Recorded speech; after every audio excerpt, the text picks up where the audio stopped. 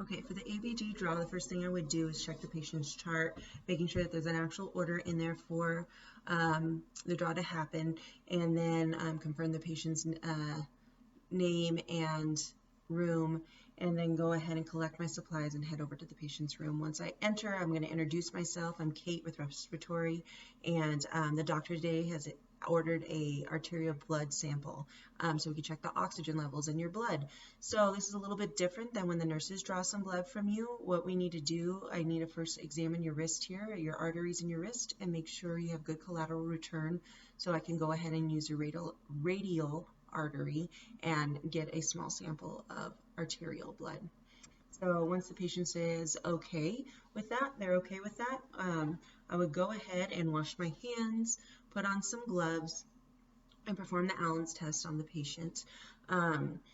Once I have confirmed that they do have good collateral return through the ulnar artery, then I'm going to start my blood draw. So I'll open up my ABG kit, place the patient's wrist up on a towel so the artery doesn't roll away from me. I'll go ahead and pulsate for that radial artery again, get my alcohol swab, clean the area.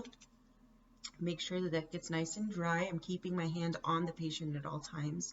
I'll go ahead and get my syringe, my needle. I'm going to take the cap off, and I'm going to pull back the syringe to 1.5 milliliters. Okay, and so I'm also going to make sure that the syringe is, or that the bevel is facing upward.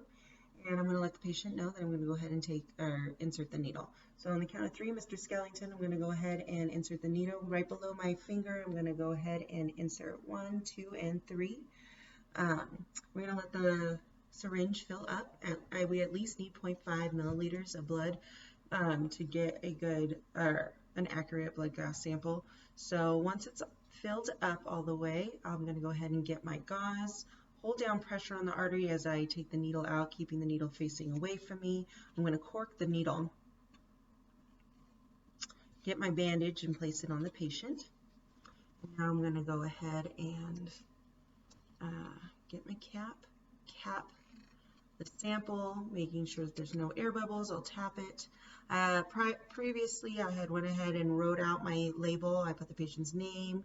I took the patient's temperature right before I took the sample, room number, and time and date. I'll go ahead and put this in a biohazard bag.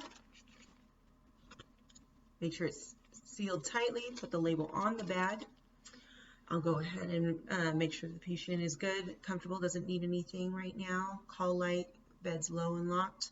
And we can take his wrist off of the towel. Take my gloves off, wash my hands, exit the patient's room, and send the sample to lab.